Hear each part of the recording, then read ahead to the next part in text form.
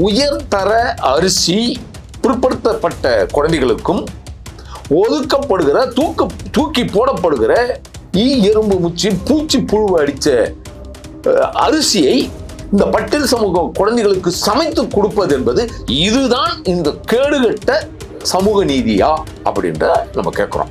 Sir, இதுல என்ன வன்மம் பாருங்க. அது பேப்பர்கள் இருக்கக்கூடாது சார், செயல் வடிவில் இருக்கணும். அதையெல்லாம் படித்துட்டு வந்த ஆட்சியாளர்கள் தான் சாதியா இருக்கிறாங்கன்னா அதில் வேலை செய்கிற அதிகாரிகளாவது பொதுவா இருக்கணும்ல சார். ஆனா அதிகாரிகளும் அது கண்டும் காணாமல் இருப்பது என்பதே அது உண்மையிலே பாவம் சார். இந்த பாவம் திரு ஸ்டாலினுடைய குடும்பத்தை 7 ஜென்மத்துக்கும் அவங்கள நாசமா போயிடுவாங்க சார். ஏன்னா நேத்து வந்த தேமுதிகவுக்கு 10 காலத்துக்கும் முட்டு கொடுத்தா நமக்கு 8 அது இல்லாத ராஜ்யசபா வேற கொடுத்து எப்படி இருக்குன்னா எப்பவுமே நல்ல கடினமா உழைக்கிறவனுக்கு வேலை கொடுக்காம புதுசா சேர்ந்தவனுக்கு நல்ல ஹைக்கு கொடுத்த மாதிரி அவங்க வேலை பார்ப்பாங்களா? அவங்களுக்கு ஒண்ணுமே இல்லை சார். அவங்களுடைய சார் அவங்க விருப்ப மனுன்னு போட்டாங்க சார் தேமுதிக. அதுல வாங்குறதுக்கு ஒண்ணும் இல்லை சார். 2-3 நாய் தான் சார் சுத்திட்டு கிடச்சி பார்த்தேன் அந்த காணொலியில. நான் தோழர் திருமாவளவன் வெளிப்படையே சொல்றாரு, என்னை சாதி முத்திரங்க குத்துறாங்கன்னு தோழர் திருமாவளவன் சொல்றாரு. அவர் பிறந்த சாதி மக்கள் இப்படி, அதனால் அவங்க 8 தொகுதி கொடுத்திருக்காங்க. எதன் அடிப்படையில் தேமுதிகவுக்கு 10 தொகுதியும் ஒரு ராஜ்யசபையும் கொடுத்தாங்கன்ற கேள்விக்கு விடை இருக்கா? சென்னையிலேயே கொஞ்சம் பட்டியல் சமூக மக்கள் வாழற பகுதிக்கு சாதாரண அரிசி கொடுத்தாங்க சார். வெள்ளத்துக்கு மழை நிவாரணம், வெள்ளத்துக்கு சாதாரண அரிசி இவங்களுக்கு இது போதும்னு நினைச்சிட்டாங்க போல. ஆமா, அப்போ இந்த பட்டியல் சமூக மக்கள் இப்ப நினைக்கணும் சார், திமுகவுக்கு இது போதும்னு அவங்க நினைக்கணும். அந்த நினைவூட்டல் இப்ப கொடுக்கணும் நம்ம.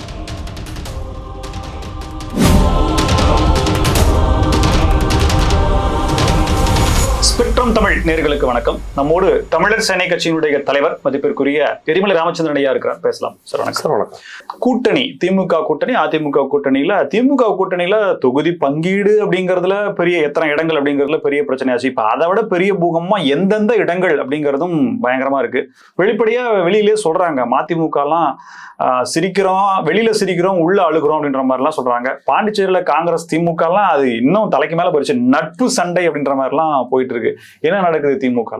அது கொள்கை கூட்டணி என்று வெளி உலகத்தை நம்ப வைத்து, அது கொள்கை கூட்டணி இல்லை, அது சீட்டு பேர கூட்டணி, இடங்கள் சம்பந்தமான பிரிவு கூட்டணி என்பதை அவர்களுடைய நடத்தியலே தெரியுது. விசிக பாண்டிச்சேரியில திமுக ஒதுக்கிய சீட்டில் ஒரு காங்கிரஸ்காரர் மனு தாக்கல் செய்து அதை வாபஸ் பெறவே இல்லை அப்படின்ற 2 தொகுதியில பேசுறாங்க. அப்படின்னா என்ன அர்த்தம்? யாரும் தலைமைக்கு கட்டுப்படல. இப்படிப்பட்டவர்கள் நிப்போம், நீங்களும் நில்லுங்க, நாங்களும் நிப்போம், ஜெயிச்சதுக்கு அப்புறம் வேணா பத்தி பேசிக்குமே அப்படின்றது என்ன?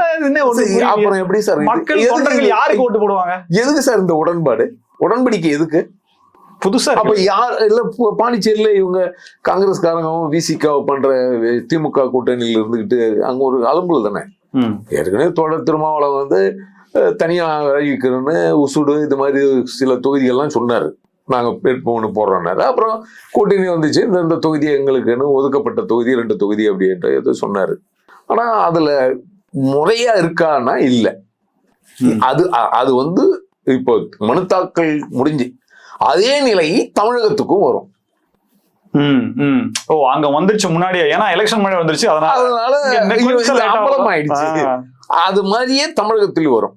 எப்படி வரும் அப்படின்னா, இப்போ ஒருத்தருக்கு 4 சீட்டு ஒதுக்குறாங்க. அது 4 சீட்டு கணக்கு இல்லை, 1 சீட்டு தான் கணக்கு.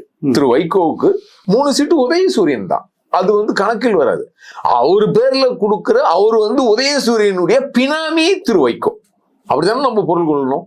1 சீட்டுக்கு தான் அவர் ஓனர், 3 சீட்டுக்கு அவர் ஓனரா உரிமையாளரா அப்படின்னு பார்த்தா இல்ல. மதிமுக தரப்புல இருந்து யோசிச்சா 4 சீட்லயும் சொந்த சின்னத்துல நின்று ஜெயிக்கல என்ன அப்படின்ற மாதிரி ஒரு கேள்வி வருது. இல்ல நீங்க நம்பிக்கை அவருக்கு இல்ல. அவருங்க இப்போ ஜெயிச்சுட்டாங்கன்னு வச்சுக்கோங்க, 3 தொகுதி ஜெயிச்சுட்டாங்க. திமுக உதயசூரியன் ஜெயிச்சிச்சு.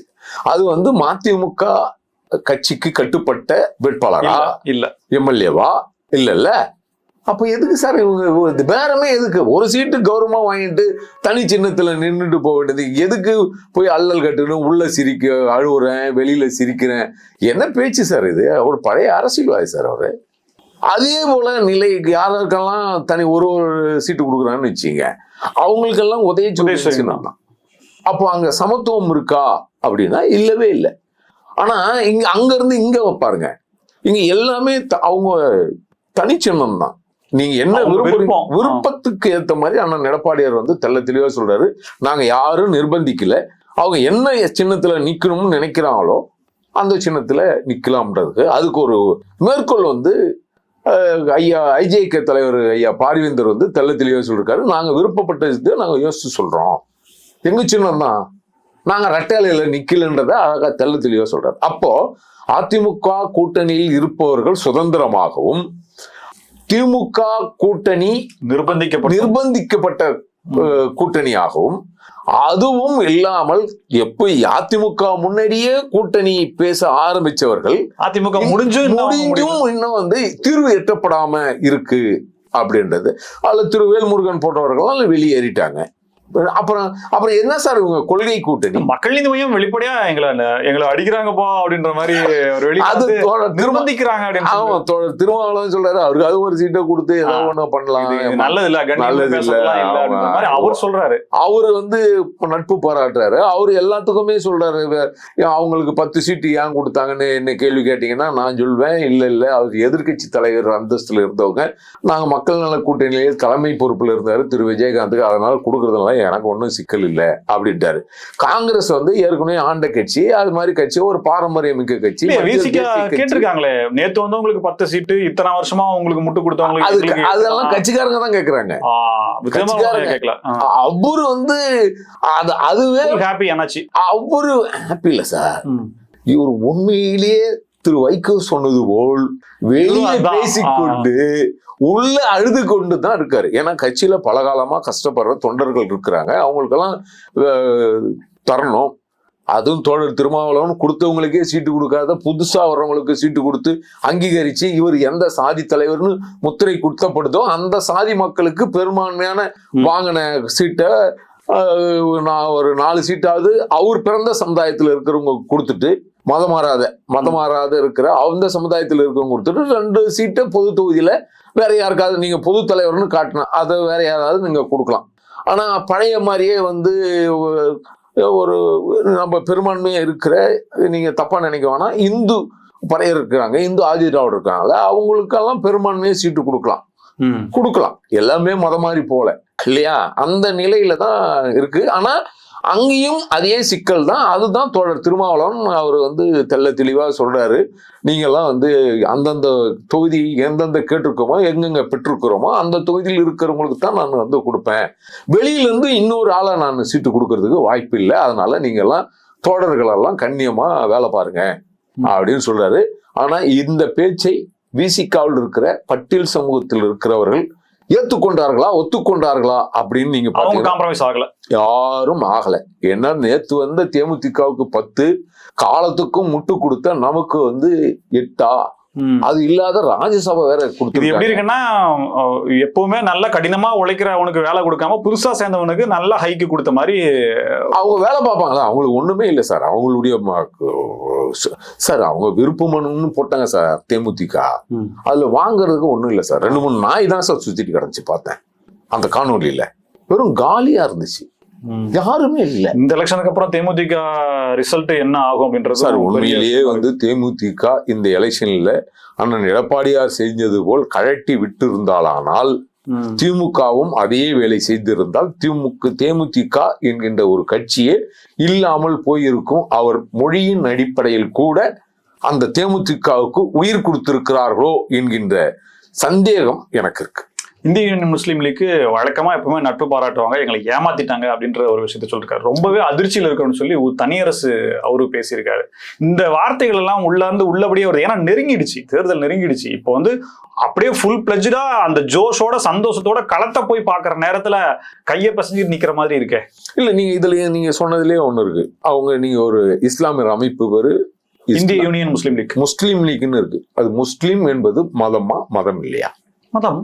மதம். ஆமா. அப்ப நாங்க மதச்சார்பின்மைன்னு திமுக சொல்றது சரியா தவறா? சரி, இதெல்லாம் நம்ம தான் சார் பேசிக்கணும்.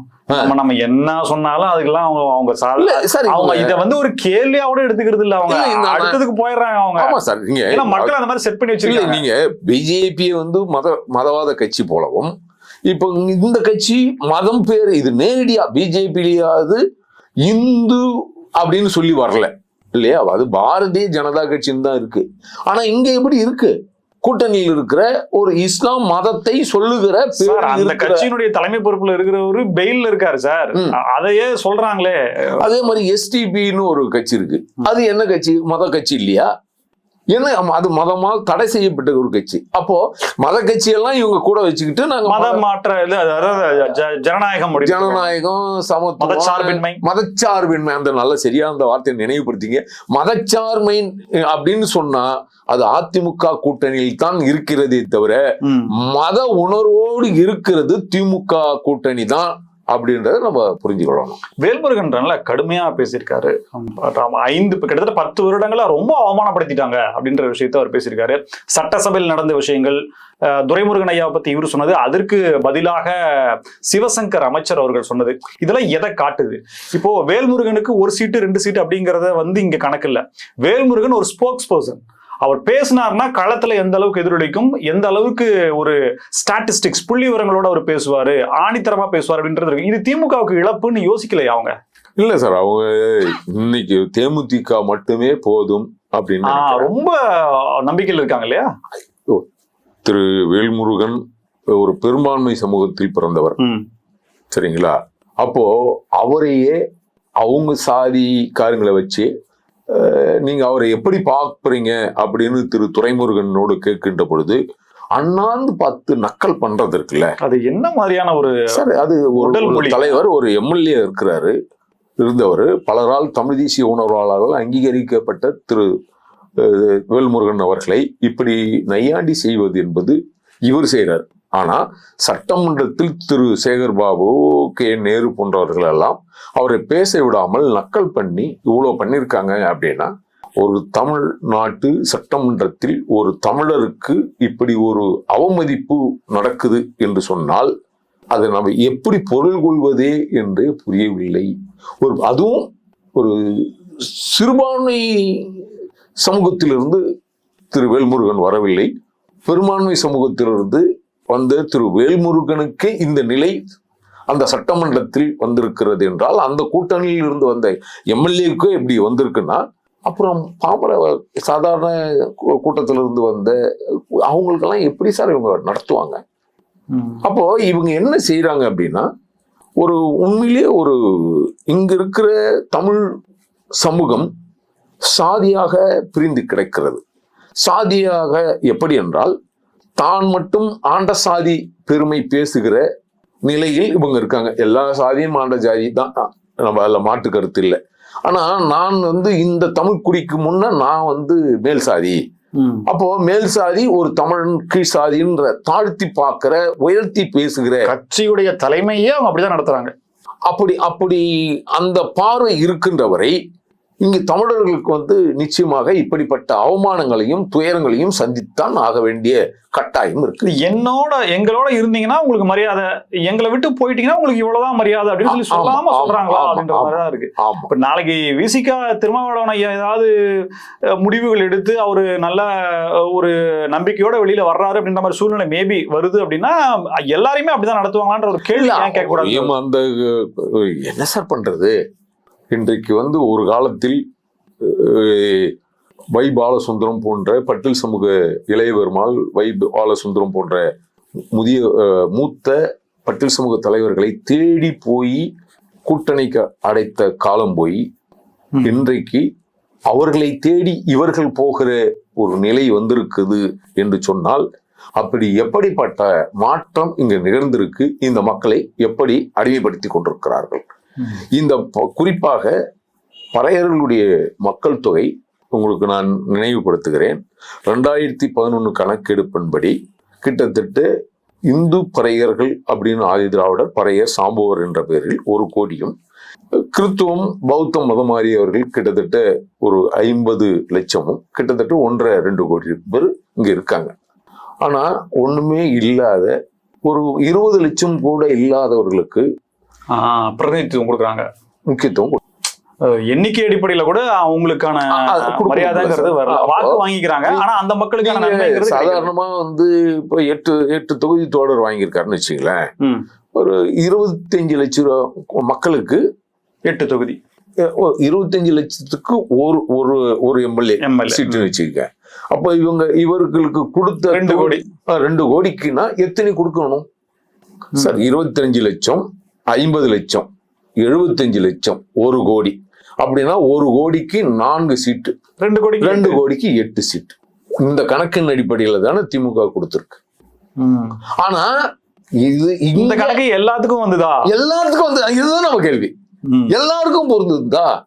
எல்லாரும் அதே மக்கள் தொகை என்ன கணக்குல 10 அவங்களுடைய ஒட்டு மொத்தமா மக்கள் தொகை அவங்க திருமாவளவன் பிறந்த சாதி இப்படி எடுத்துக்கிட்டீங்கன்னா அப்ப காங்கிரஸ்க்கு என்ன கணக்குன்றது வருது இல்ல? ஆமா அல்ல சார், நான் என்ன சொல்ல வரேன்னா, காங்கிரஸ் எந்த சமூகத்தில இருந்து எடுத்துப்பீங்க, அதுக்கு என்னன்றதுக்கு அது உதிரியா தானே இருக்கும்.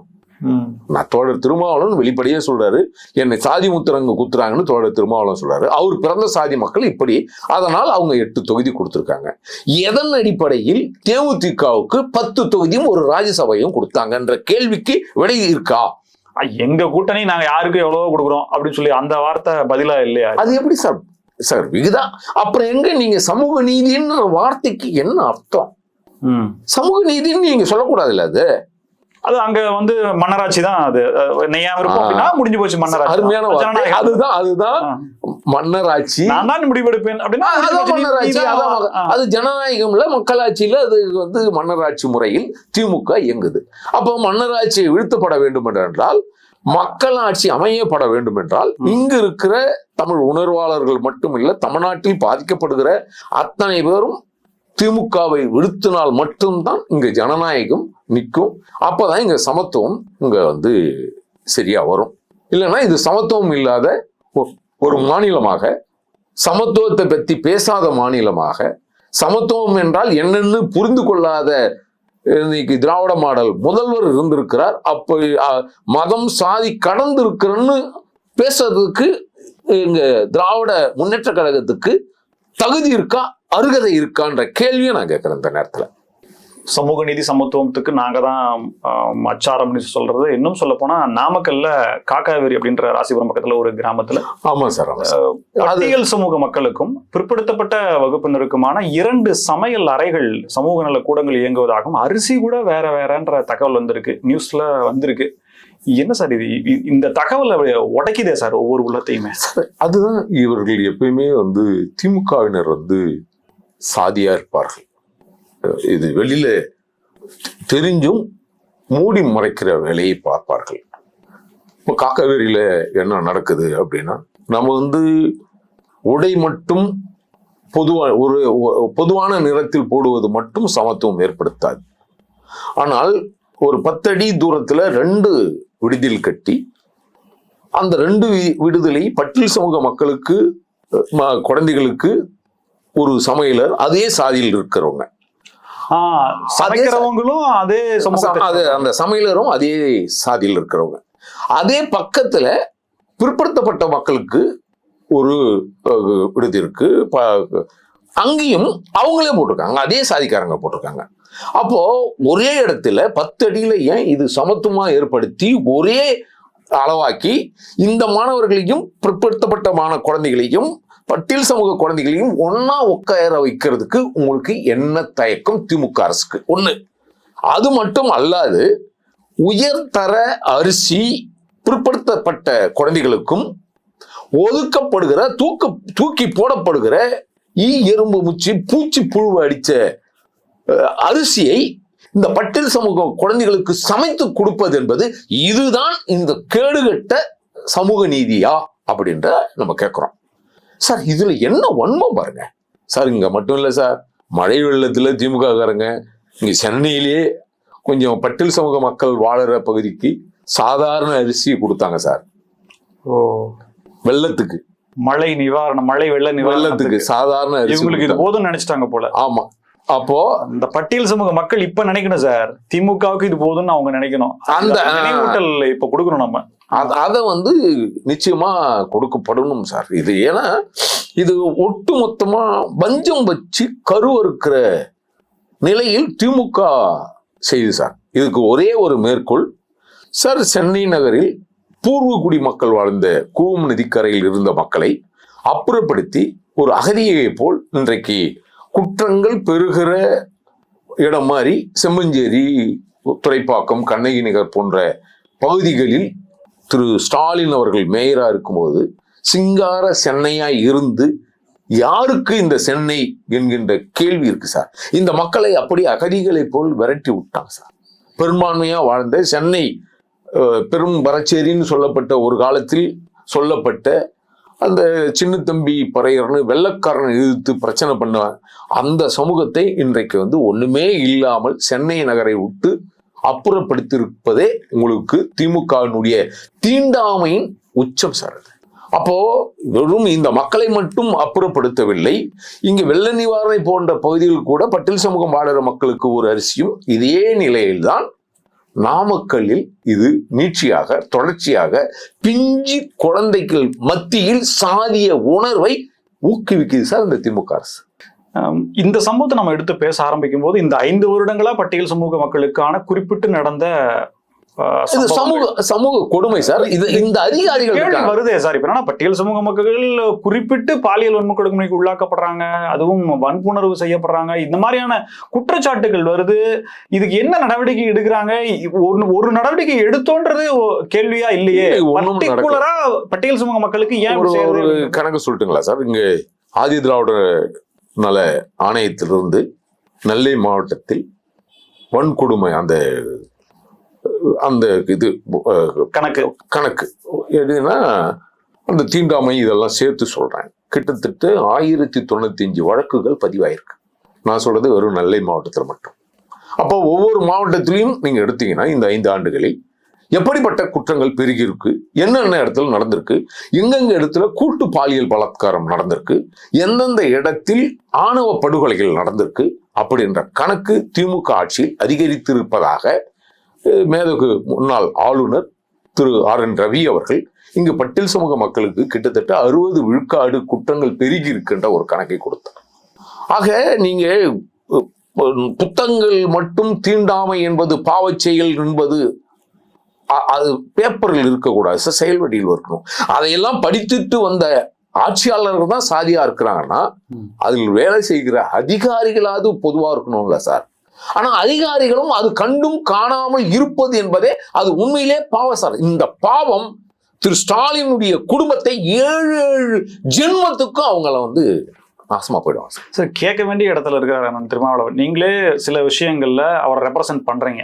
இந்த சமூக மக்கள், என் சமூக மக்கள் யார் விடுதலைக்காகவும் யார் முன்னேற்றத்திற்காகவும் யாருடைய பொருளாதார வளர்ச்சிக்காகவும் பாடுபடுறாரோ அதனுடைய தலைவராக ரெப்ரசென்ட் பண்ணக்கூடிய திருமாவளவன் கூட்டணியிலே இருக்கார்.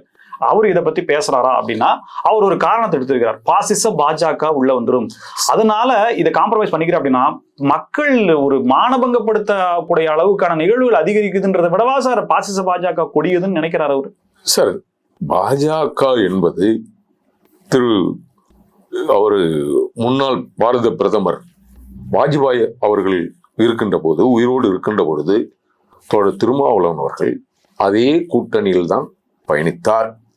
நாங்கள் திமுகவில் இருக்கிறோம், பாஜகவில் இல்லை அப்படின்னு சொன்னாலும் கூட அந்த அன்றைக்கு விளம்பரங்களிலும் சுவர் விளம்பரங்களிலும் கொடி கட்டுற இடத்திலையும் பாஜக கொடி கட்டண இடத்தில் தோழர் திருமாவளவனுடைய விசிகா கொடியும் கட்டப்பட்டிருந்தது என்பதை யாரும் மறுக்க முடியாது. ஆனால் நான் இப்போ இது காட்டுறேன், என்னுடைய எக்ஸலத்துல பதிவு பண்ணியிருக்கேன். ஒரு ஊர்ல சுவர் விளம்பரம் திமுக செய்து சேரி பகுதியில் மட்டும் தோழர் திருமாவளவன் பேர் பதியப்பட்டிருக்கு. ஊர் பகுதிகளில் திமுகவினுடைய சுவர் விளம்பரத்துல பட்டியல் சமூக மக்கள் வசிக்கக்கூடிய இடத்துல மட்டும் அண்ணன் திருமாவளவனுடைய பேர் இருக்கு, மற்ற இடங்கள்ல பேர் இல்லைன்றீங்க. இல்ல, நான் உங்களுக்கு ஆவணமாவோ புகைப்படமாவோ காட்டுறேன். அவருக்கே இதான் மரியாதை அப்படின்ற மாதிரி எடுத்து சொல்லணுமா? அந்த கட்சிக்கு அதான் மரியாதை. அவர்களை அப்போ இவர் சேரிக்குண்டான தலைவர் தான், இவர் பொது தலைவர் இல்லை. பொது ஊரில் இல்லையா ஊர் மக்கள் வாழ்கிற, அதாவது நான் இப்படி கூட சொல்லலாம், ஆதிக்க சாதி மக்கள் வாழ்கிற இடத்தில் தோழர் திருமாவளவன் பெயரை எழுதக்கூடாதுன்னு திட்டமிட்டு புறக்கணிப்பது என்பது இதுதான் சமூக நீதியா என்கின்ற கேள்வியிற்கு நான் அந்த புகைப்படத்தை உங்களுக்கு அனுப்புறேன், சுவர் விளம்பரத்தை அனுப்புறேன். இந்த காணொலியில இடையில வைங்க. அப்பதான் பட்டியல் சமூக மக்களுடைய கோபமும் ஆதங்கமும் திமுகவுக்கு புரியும்ன்றதுனால இதை நான் சொல்றேன். இவ்வளவு குற்றச்சாட்டுகள் இருக்கு. இப்ப இன்னமும் திமுக கூட்டணியில திருமாவளவன் தொடர்கிறார் அப்படின்னா அது பாஜகவை எதிர்க்கத்தான்ற சொல்றாரு. அப்ப இந்த அவமானத்தை விட, பட்டியல் சமூக மக்களுக்கான எதிர்ப்பை விட, பத்திரிகை சமூக மக்களுக்கான துஷ்பிரயோகங்களை விட பாஜக எந்த விதத்துல கெட்டதுன்றதான் நான் உங்கள்கிட்ட அங்கே இருக்காரு. வெளியில வருவதற்கான கொஞ்சம் கூட சீட்டு கம்மி, எவ்வளவு பலம்ன்றது அவருக்கே தெரியும். ஆனா முடிவெடுக்க மாட்டேங்கிறாரு. அதுதான் சார், அவர் ரகசியத்தை நான் சொல்றேன். மறைந்த திரு கருணாநிதி அவர்களிடம் தோழர் திருமாவளவன் உங்கள் மறைவுக்கு பிற்பாடு கூட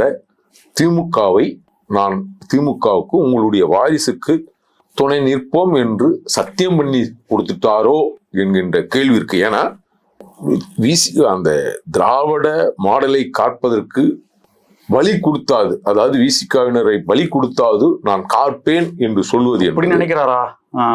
இது ரொம்ப உச்சம். இப்படி எந்த கட்சியும், சுயமரியாதை உள்ள எந்த கட்சியும் இப்படி யாரும் பேச மாட்டார்கள். தன்னுடைய உண்மையிலேயே அவர் அடுத்த பலம் அவருக்கு தெரியுதா சார்? அவருக்கு தெரியல சார். இப்ப அதுதான் இங்க கேள்வியா இருக்கு. அவர் பலம், விசிகாவுடைய பலம், பட்டியல் சமூக மக்களுடைய பலம் அவர் அண்ணன் உணர்ந்திருக்கிறாரா அப்படின்ற கேள்வியை மட்டும் வச்சா போதும். அவர் இவ்வளவு தூரம் காம்ப்ரமைஸ் பண்ணிக்கிறதுக்கு சரியான கேள்வி பதில் சார். காலத்துக்கும் 5 ஆண்டுகள்ல நடந்த கேடுகளையும் பட்டியல் சமூக மக்கள் மலந்தண்ணி குடித்த பிறகு கூட ஒரே ஒரு போராட்டம் தவிர்த்து எந்த மக்கள் பாதிக்கப்பட்டார்களோ அந்த மக்கள் மீதே வழக்கு போட்டு சிறையில் அடிக்கிற இந்த அவல நிலையில் நடந்தாலும் கூட இன்னும் பல ஊர்களில் இதே பட்டியல் சமூக மக்கள் சாக்கடை தண்ணி குடிச்சு மறைந்த 2 ஊர்கள் இருக்கு. சமீபத்தில் நடந்த 2 ஊர்கள். திருவள்ளூர் மாவட்டத்துல கருளப்பாக்கம்னு ஒரு ஊர் இருக்கு. இங்க பெரம்பலூர் பக்கத்துல ராயப்பநல்லூர் ஏதோ ஒரு ஊர் இருக்கு. அங்கெல்லாம் சாக்கடை தண்ணி குடிச்சிருக்காங்க பட்டியல் சமூகம். திருமாவளவன் குடிநீர் தொட்டியில் மலம் கலந்த விஷயம் இல்லாத இன்னும் 2 விஷயம். சாக்கடை தண்ணி குடிச்சு மரணித்திருக்கிறார்கள். அங்காவது மரணிக்கல, இங்க மரணித்திருக்கிறார். அந்த போராட்டம் பண்ணவர்கள் மீதே அந்த பெரம்பலூர் மாவட்டத்தினுடைய வழக்கு போடப்பட்டிருக்கு. அதே போல இங்க திருவள்ளூர் மாவட்டம் கருளப்பாக்கத்துல அது குடிச்சு அந்த ஒரு மரணிக்கிறாரு. அந்த மரணத்தை மறுகூராய்வு, அடக்கம் செய்து புதைக்கப்பட்ட பிணத்தை நோண்டி மறுகூராய்வு செய்யும் பொழுது அந்த குடிநீரில் தான் இருக்கக்கூடிய அந்த மானிக்கோல் இருக்குன்னு. அப்போ இது மற்ற சாதிக்காரர்கள் வாழ்கிற பகுதியில் இப்படிப்பட்ட விஷயங்கள் நடக்குதா இந்த திமுக ஆட்சியில், இந்த சமூக நீதி பேசுகிற ஆட்சியில் அப்படின்னா நான் இப்போ 3 பகுதியில் குறிப்பிட்டிருக்கிறேன். அதே போல இவர்களால் ஏதாவது ஒரு பகுதியை குறிப்பிட்டு சொல்ல முடியுமா? அப்படி என்றால் இவர்கள் ஊர் வேறு சேரி வேறு என்று பிரித்து பார்க்கிற மனநிலை திமுகவுக்கு இருக்கு. மிக்க நன்றி சார். தேர்தலை எதிர்நோக்கி காத்திருக்கிறோம். உங்களுடைய கருத்துக்கள் அதற்கான கட்டயம் சேர்ப்பதாக இருக்கட்டும். நன்றி சார். நன்றி சார். எங்களை மீண்டும் சந்திப்போம். மனிதர்கள் ஸ்பெக்ட்ரம் தமிழோட நன்றி நேயர்களே.